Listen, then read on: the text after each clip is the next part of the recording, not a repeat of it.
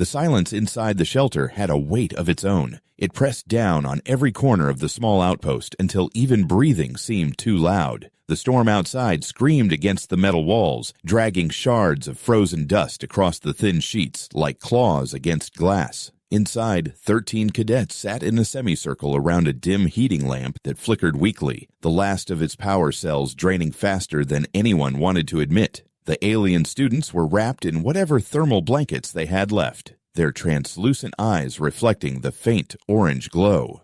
None of them spoke. Hunger had silenced even the most talkative of the group. For 3 days, there had been no food. The emergency rations, already thin, were gone. The supply drones that were supposed to arrive every 2 weeks had not come this cycle, and the communications relay tower had gone offline during the last electromagnetic storm. Mason sat near the edge of the circle, his back against the wall, staring at the frozen condensation creeping along the corners of the shelter. His breath rose in faint white clouds, and his stomach growled quietly, but no one reacted. The others were too weak. The insectoid Thrix beside him moved her mandibles in slow, mechanical gestures, as if remembering the motions of chewing. Her species metabolized protein faster than any other, and she had begun to tremble from starvation. Across from her sat Jeru, the avian cadet whose feathers had once shimmered gold, but now looked dull and broken, flattened against his body. He whispered a prayer under his breath to the twin sons of his homeworld,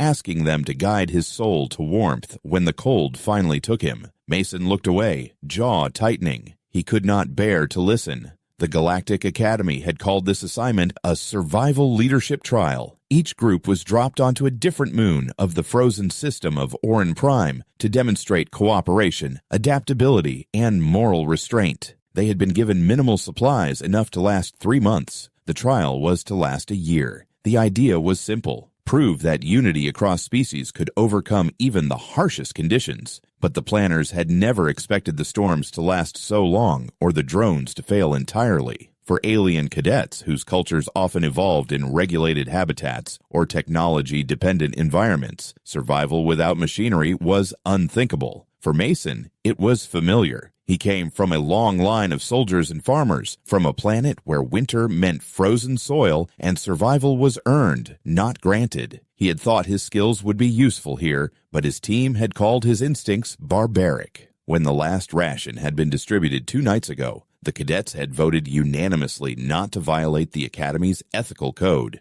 No killing of native fauna. The moon's ecosystem, though sparse, had several small mammalian creatures adapted to the cold, and Mason had seen their tracks near the ridge. He had suggested setting traps. The silence that followed was colder than the wind. The Thrix commander, whose exoskeletal face barely moved, had stared at him and said, "That would be desecration. The code forbids the taking of unapproved life." Mason had argued, his voice echoing in the thin metal walls, but the others had remained still, their large, reflective eyes fixed on the floor. In the end, he had walked away, muttering curses no one understood. Now, as the heating lamp sputtered and dimmed, Mason stared at the group and saw resignation. The reptilian cadet core had stopped moving altogether, his metabolism slowed into hibernation. Frost had gathered along his scales. 2 others sat in meditation, believing that detachment from the body would preserve them longer. Mason wanted to shout at them, to shake them into action, but his voice caught in his throat. It was useless. To them, hunger was not something to fight.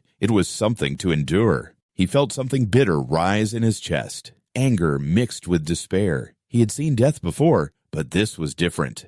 This was surrender, dressed as discipline. The blizzard roared louder, and the shelter groaned. Mason stood up slowly, feeling his stiff joints crack. The others barely noticed. He walked to the storage crate, opened it, and checked the last power cells, 3 remaining, enough for perhaps a day of weak heat. He thought of how quickly their body temperatures would drop once the lamp went out. The thought made him shiver harder than the cold itself. He turned back and saw the Thrix commander watching him with dim, multifaceted eyes. "Sit, human," she rasped softly.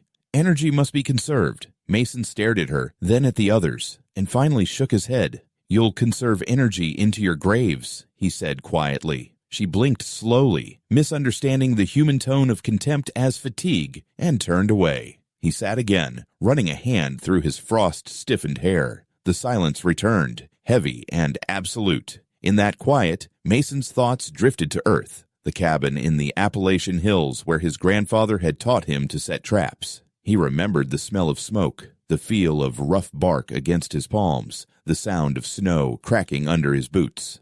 "The world doesn't care if you live," his grandfather had said. "So you make it care, you learn its language, and you take what you need to keep going." Those words felt blasphemous here among the aliens, who treated every living creature as sacred. But to Mason, they were truth. He closed his eyes and listened, not to the voices of the others, but to the wind beyond the walls. Somewhere out there, under the snow and darkness, life was moving. He opened his eyes again and looked at the lamp. Its glow was nearly gone now, the shadows deepening across the walls. He realized he couldn't wait any longer. The others would never follow him. If he stayed, he would die with them. He stood up again, slowly this time, careful not to draw attention. He gathered his thermal coat, tightened his boots, and took one of the emergency lamps from the crate. When the Thrix commander noticed, she asked, "Where are you going?" Her voice cracked like dry ice. Mason met her gaze and replied, "Out."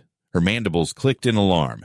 "Out is death," she said. Mason smiled faintly, though his lips were cracked and bleeding.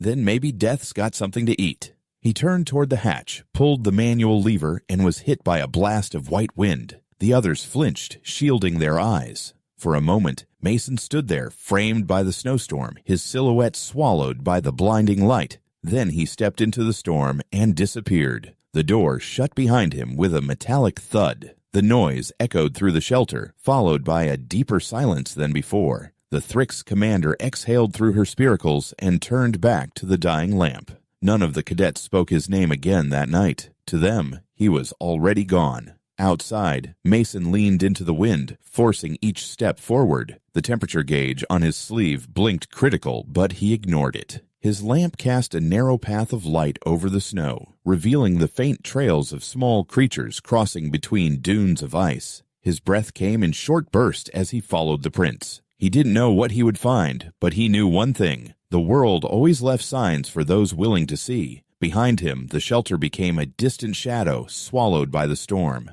Ahead, the moon stretched endless and white, full of silent life waiting to be discovered. By the time he reached the first ridge, the storm had grown so thick that he could barely see his own hand. He crouched behind a jagged outcrop, shielding the lamp with his body. The snow hissed against his coat, but he felt something fierce awaken inside him, a pulse of defiance that no regulation could silence. He wasn't ready to die, and he wasn't ready to let those quiet fools die either. He tightened his grip on the lamp, scanned the horizon, and whispered to himself through chattering teeth, "All right then, let's see who's really starving out here." The wind answered with a low howl, carrying the promise of both danger and sustenance. Mason pulled his scarf over his face, took one last look back toward the invisible shelter, and set off into the white wilderness, leaving behind only footprints that the storm would soon erase. The storm showed no mercy. Every gust of wind struck Mason like a wall of glass shards, each one colder than the last. He had been walking for hours, though the endless white erased any sense of direction.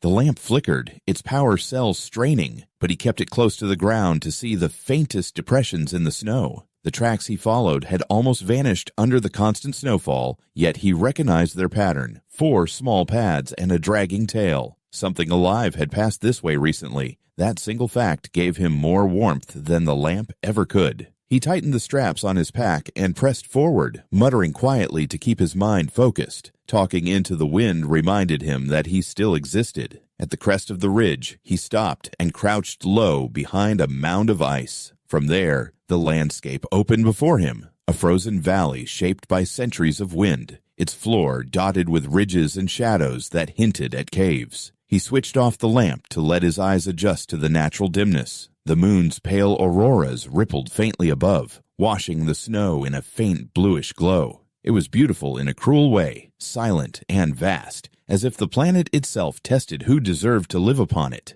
Mason listened. Beneath the howl of the wind, he caught something else, a faint scraping, almost rhythmic. He turned his head, narrowing his eyes. Movement. Not far ahead, near the mouth of a narrow ravine, something scurried between boulders. He could not tell what it was, but it was alive. His pulse quickened. He dropped to his stomach and crawled closer, moving slowly to keep the snow from crunching too loud. The cold bit into his fingers, but he ignored the pain. As he drew near, the shape became clearer, a creature the size of a large dog, covered in dense fur that shimmered faintly under the moonlight. It sniffed the ground, unaware of him. Two more followed, smaller, perhaps juveniles. Mason's mind shifted into focus, recalling every hunting lesson from his youth. He needed information, not recklessness. He studied how they moved, how they paused, where their nostrils flared. They were scavengers. That meant other life existed here too. Larger prey, maybe even predators. If he could find where these creatures fed, he could find a food chain to exploit. When the wind picked up again, he used the noise as cover to move closer. The nearest creature lifted its head, sniffing the air. Mason froze, holding his breath. The animal's glowing eyes scanned the darkness, but it didn't see him.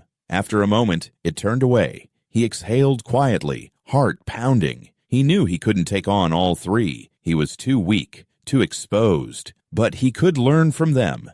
He crawled back, retracing his path until he was out of sight, then began marking the snow with pieces of torn fabric from his coat to remember his route. The temperature gauge on his wrist blinked red, minus 60 degrees Celsius. He forced himself not to think about what that meant. He descended into the ravine, using the walls to block the wind. The air here was heavier, quieter, almost eerie. He turned the lamp back on and examined the rock surfaces, scratched, clawed, worn smooth in places. The creatures lived here. He could smell faint traces of decay, old kills or leftovers buried in the snow. He dug into one mound and found bones, thin, hollow, avian perhaps. He smiled grimly. "Good," he whispered. "You eat meat too." That meant he could bait them. He looked around for materials. The only things available were ice, rock, and bits of metal debris from old survey drones that had crashed years ago.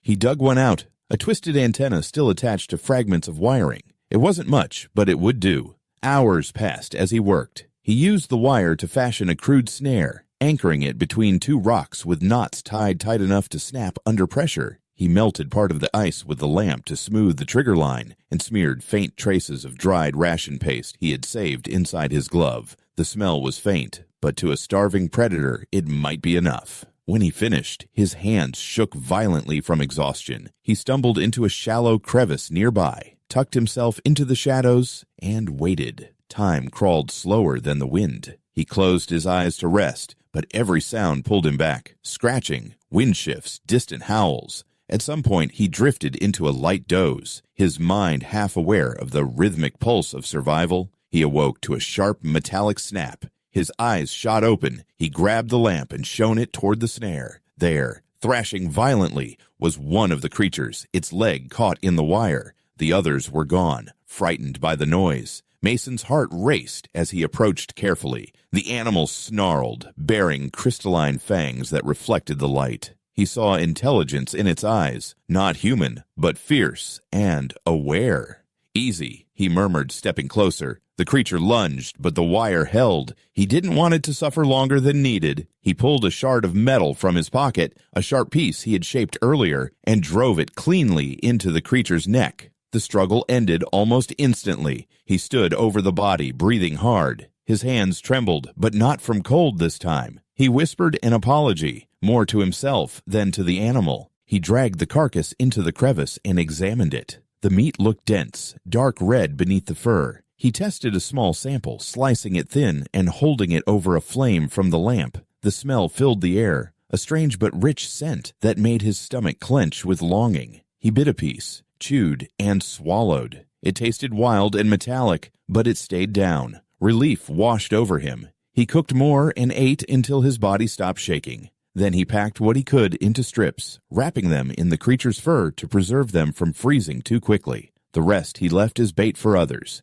He knew this wouldn't be enough to save the entire group, but it was a start. He needed more traps, more food, more time. When dawn finally came, a pale light diffused through the endless clouds. Mason climbed back onto the ridge. The storm had weakened, but the cold remained punishing. He scanned the horizon and realized he had wandered farther than he had intended. The shelter was miles away, hidden somewhere behind the hills. He considered turning back, but he couldn't face returning empty-handed. He forced himself onward, marking new traps as he went. Every few hours he checked them, resetting snares, refining mechanisms, adjusting for wind direction. He built small fire pits from broken drone plating, using coolant fluid as accelerant. Smoke curled weakly into the sky, vanishing before it could betray his position. By nightfall, he had caught 2 smaller creatures and scared off a predator twice his size. His muscles ached, his fingers bled, but his eyes burned with determination.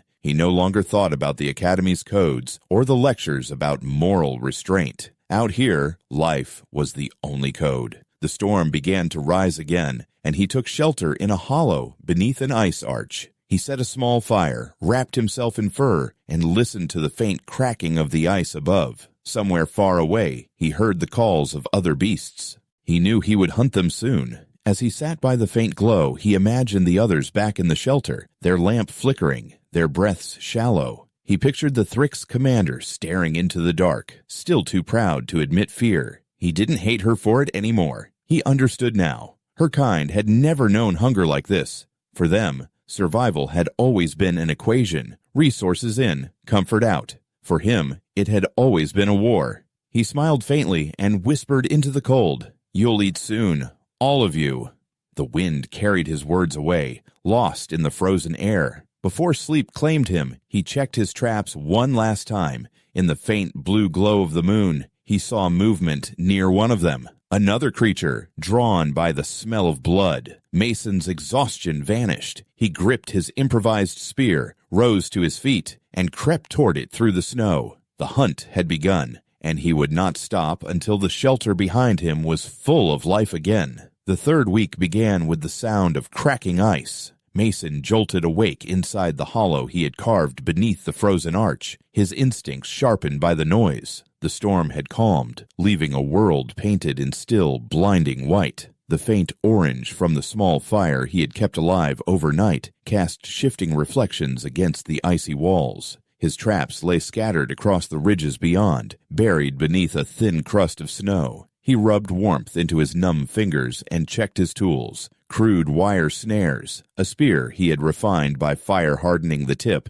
and a thin knife hammered from drone debris. He felt lighter now, not because the cold had lessened, but because purpose had taken root inside him. Each sunrise meant a new chance to bring food back to life. He stepped outside, squinting against the glare of the weak sun. The valley stretched ahead, filled with the silent ghosts of wind trails. His first trap lay near the base of a jagged rock formation shaped like a fang, the same place where he had caught his first creature days earlier. As he approached, he saw blood spattered across the snow. His pulse quickened. Something had been caught, and something else had taken it. He crouched and examined the marks carefully. The prints were larger than before, much deeper, with claws that gouged the ice. A predator had discovered his work. He smiled faintly. It meant the world around him was waking up. Life was circling closer, no longer content to hide. He followed the prints uphill, moving cautiously between outcrops.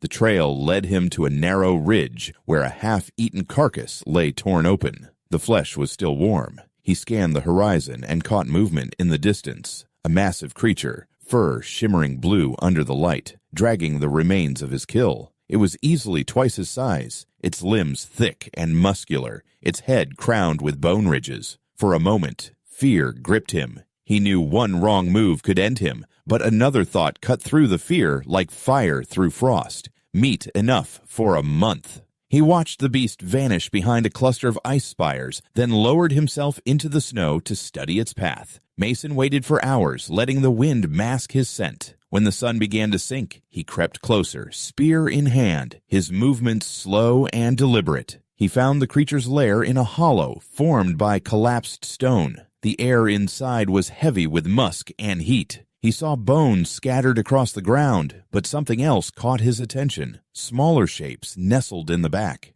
Young ones. The realization hit him hard. The beast wasn't just a predator, it was a parent. His instincts hesitated. Killing it meant taking life that defended life. But the image of the Thrix commander and the dying cadets flashed through his mind. He forced the hesitation aside. Survival was never clean.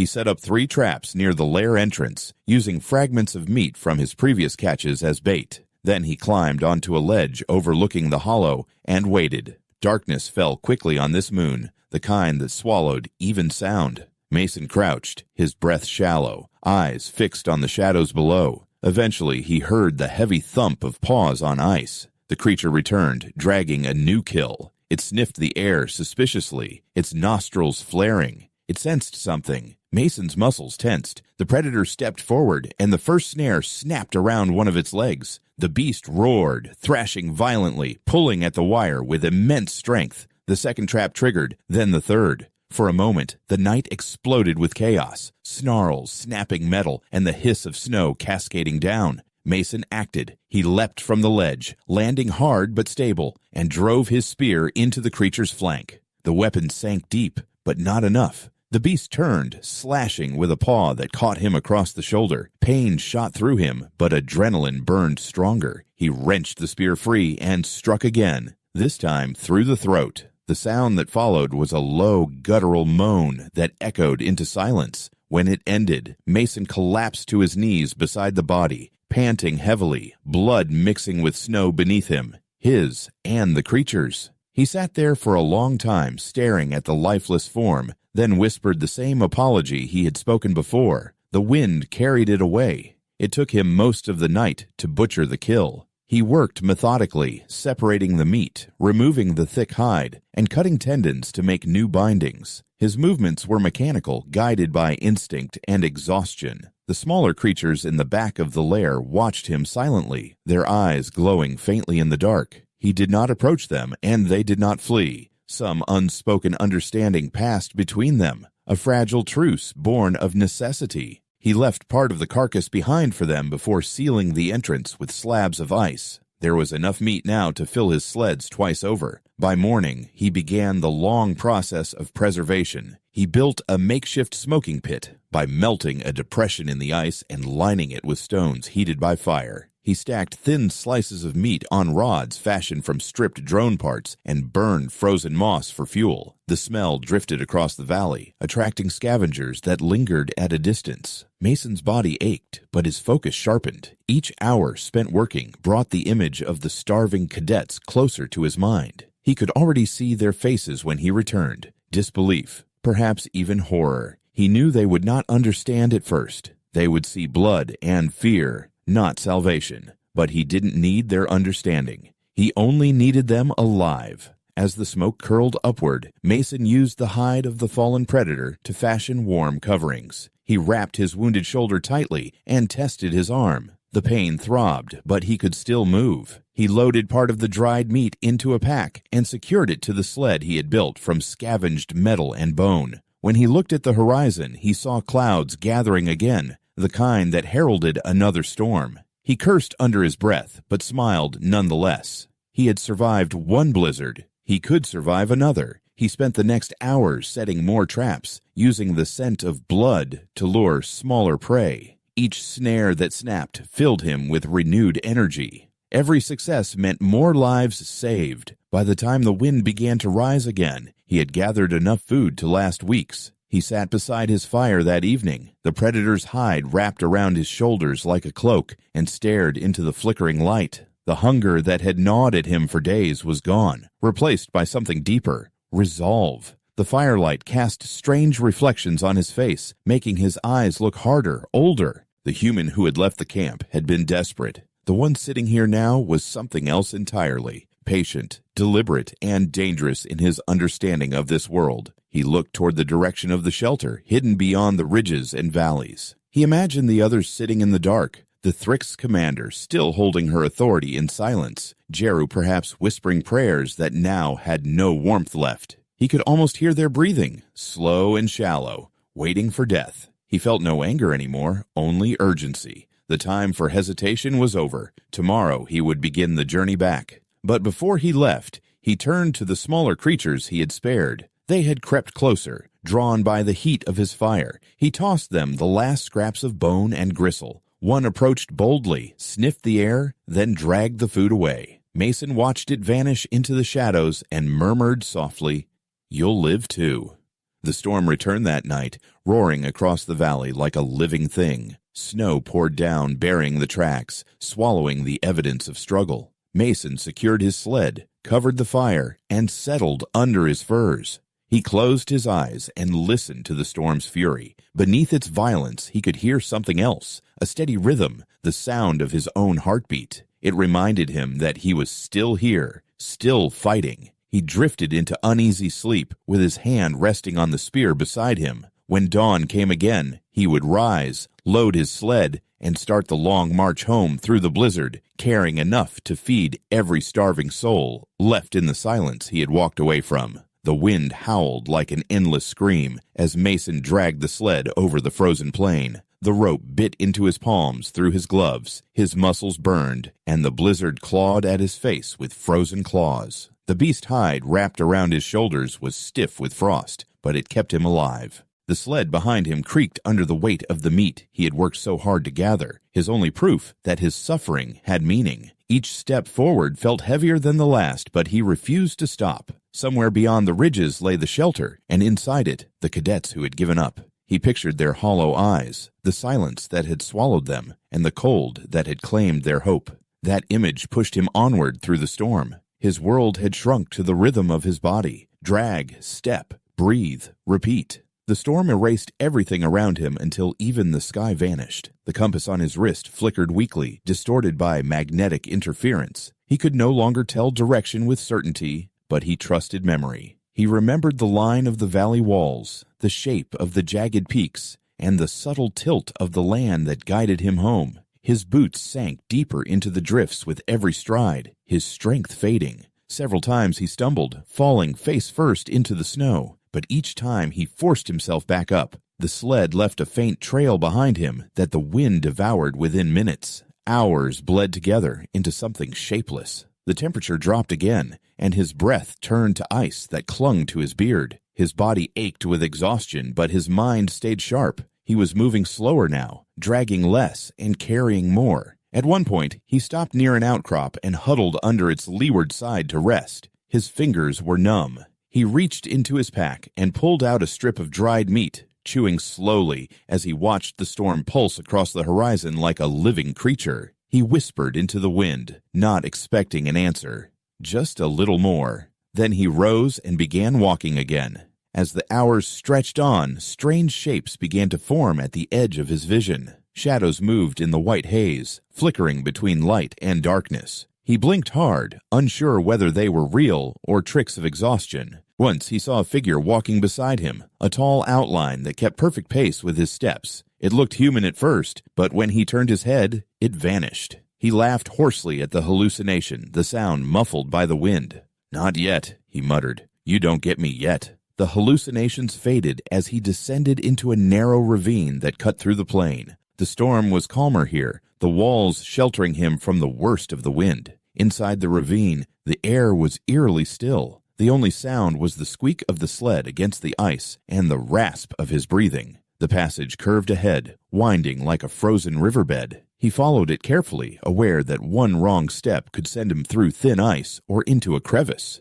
As he rounded a bend, his lamp beam fell upon something unexpected, a light flickering in the distance. For a moment, he thought his mind was playing tricks again, but the glow remained steady. His pulse surged. It was artificial light. The shelter. He stopped and leaned against the wall, overwhelmed by relief. He had made it back. When he reached the edge of the camp, the world felt unreal. The dome of the shelter stood half buried in snow, its metal skin coated with frost. No movement came from within. He approached slowly, pulling the sled behind him. The hatch was sealed shut from the inside, but his glove brushed over a faint warmth radiating from the edges. The heater still worked, at least partially. He pounded on the door with his fist, each strike echoing through the frozen air. Nothing. He hit it again. "Open up!" he shouted, his voice cracking from the cold. Still no answer. He pulled the manual override lever, grunting as the frozen metal resisted. At last, the hatch released with a groan, and a wave of stale, cold air washed over him. Inside, the shelter was dim. The heating lamp had nearly burned out, its weak glow barely illuminating the room. The cadets were motionless, some lying against the walls, others sitting with heads bowed. Mason stepped inside, the sound of his boots breaking the silence. For a moment, no one moved. Then one of the alien students, Jeru, lifted his head slowly. His feathers were dull, his eyes glassy with exhaustion. When he saw Mason standing there, covered in fur and frost, dragging a sled behind him, his eyes widened in disbelief. Mason dropped the rope and exhaled, the sound half laugh, half sob. "I told you," he rasped. "I told you I'd bring something back." The Thrix commander stirred, her movements sluggish. She rose unsteadily, her mandibles trembling. "Human," she whispered, her voice thin. "You returned." Mason nodded, pulling back the cover of the sled. The smell of cooked and smoked meat filled the air, sharp and rich. The aliens flinched, their instincts recoiling from the unfamiliar scent. "It's food," he said simply. "Eat." None of them moved. Their eyes flicked from him to the sled, as if unsure whether this was a cruel dream. He took a strip of meat in his gloved hand, bit into it, and chewed. "It won't kill you," he said between bites. "It'll save you." Jer's beak clicked softly as he stared at the food. "The code forbids," he began, but Mason cut him off sharply. "The code forbids dying too, doesn't it?" The words hung in the air. The Thrix commander stepped forward, her gaze fixed on Mason. "You hunted," she said, her tone half accusation, half reverence. Mason didn't answer. He handed her a piece. She hesitated, the conflict visible even in her alien posture. Her mandibles clicked again, a low vibration running through her frame. Then, slowly, she took the food and bit into it. Her reaction was immediate. She froze, eyes wide, and then began to eat faster, no longer caring about rules or shame. The others watched in stunned silence before one by one they followed her lead. Within an hour, the shelter filled with warmth again, not from the dying heater, but from the sound of life. The cadets ate greedily, their strength returning. Some wept softly, overcome by relief and hunger. Mason sat apart, tending to the fire he had built from scraps of wood and drone casing. His shoulder throbbed with pain, but he felt lighter than he had in weeks. He watched them eat, a faint smile forming on his cracked lips. For the first time, the silence inside the shelter was broken, not by despair, but by the rhythm of survival. When the initial hunger was sated, the Thrix commander approached him. She stood quietly for a long time before speaking. "You broke the code," she said. Mason met her gaze without flinching. "I broke the silence," he replied. "You'd all be dead if I hadn't." She tilted her head slightly, studying him. "You changed out there." He nodded. "Maybe. Or maybe I just remembered what we forgot." Her mandibles moved as if she wanted to argue, but instead she lowered her head. "You saved us," she said softly. Mason didn't respond. He just looked at the fire, its light reflecting in his tired eyes. Later that night, as the others slept in uneasy peace, Mason sat near the hatch, sharpening his spear. He could still hear the storm outside, muffled now by the metal walls. He thought about the beasts in the valley, the frozen wind, the strange silence that had once been his enemy. It all felt distant, yet still alive inside him. He realized that part of him belonged to that frozen wilderness now. The rules of the academy, the doctrines of restraint, they seemed small against the vastness of the world he had faced. He understood something the others never could. Life wasn't a privilege granted by codes. It was a fight, raw and merciless, and he had won. He looked over his shoulder at the sleeping cadets. Their faces had lost the gray pallor of starvation. They looked alive again, their bodies rising and falling with steady breath. He whispered to himself, "You'll make it." His voice was almost tender. Then he turned back to the fire, fed it a few more scraps of metal and wood, and stared into the flames until his eyes grew heavy. Outside, the storm raged on, but inside the shelter, for the first time in months, warmth and life had returned. The human had kept his promise. He had brought back more than food. He had brought back hope.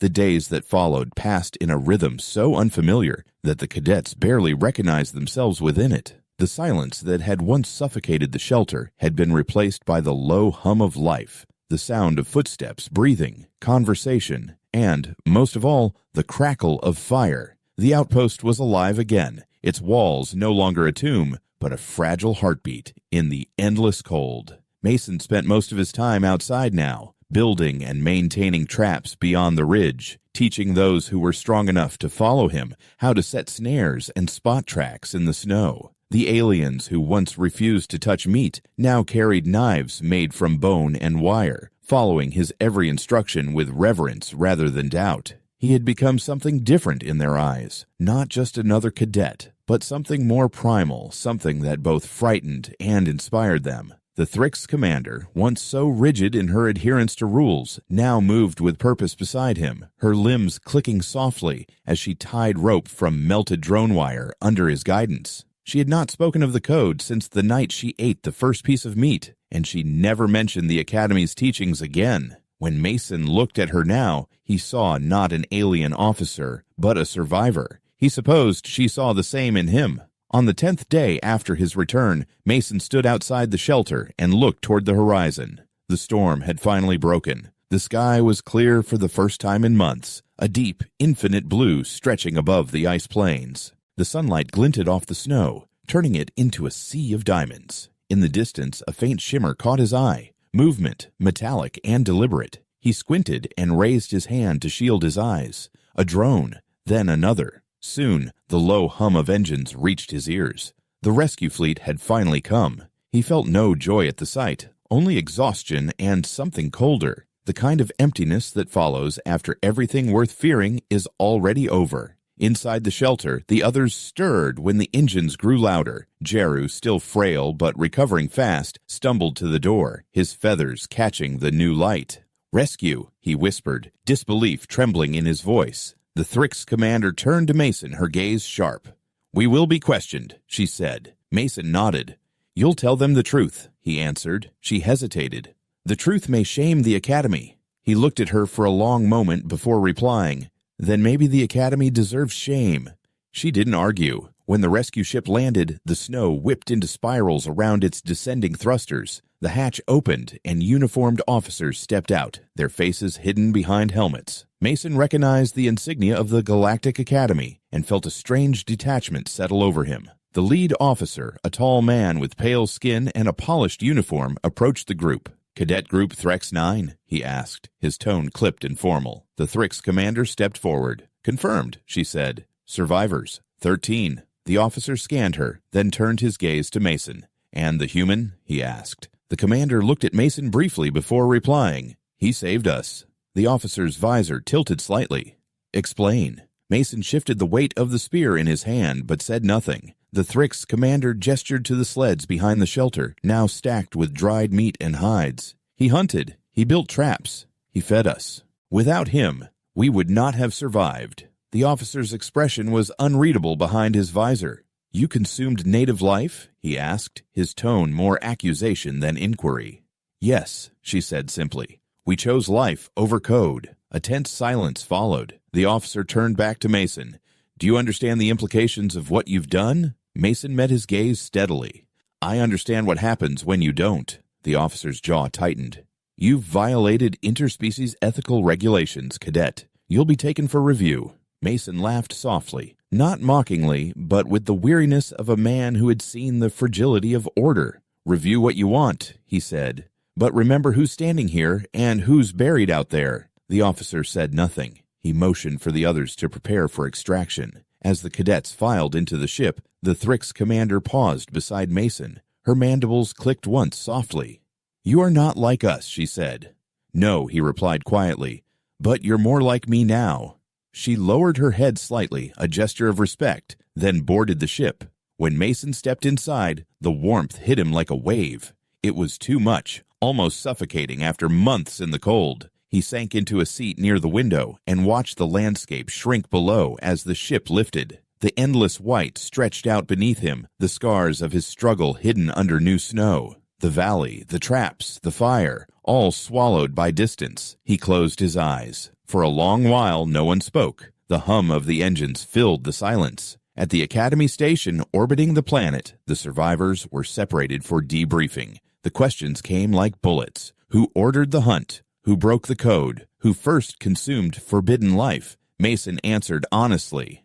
"I did," he said. "No one ordered me. No one else could have." The examiners whispered among themselves, their faces pale and unsure. The Thrix commander, when questioned, refused to contradict him. She stated simply, "He taught us to live." The inquiry ended in confusion rather than punishment. The Academy had no protocol for a human who saved an entire team by breaking their moral doctrine. Weeks later, Mason stood on the observation deck of the station, looking down at the frozen moon that had nearly killed him. It glowed faintly under the reflected light of the system's sun. The others had been reassigned to rehabilitation programs, counseling, and further training. He had been offered the same, but he declined. He didn't need rehabilitation. What he needed couldn't be found inside polished halls and lecture chambers. He needed silence, not the silence of starvation, but the kind that came after purpose had been fulfilled. As he stood there, Jeru approached him, his feathers regaining their golden hue.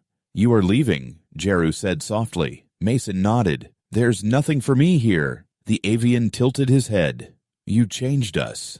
Mason smiled faintly. "You changed yourselves. I just reminded you how." Jeru looked out at the moon. "When I prayed for warmth, I never thought it would come in the shape of fire." Mason chuckled. "Fire's the same everywhere. It doesn't care who it warms." Jeru's gaze lingered on him for a moment longer before he said, "The Academy will call you dangerous." Mason turned away from the window.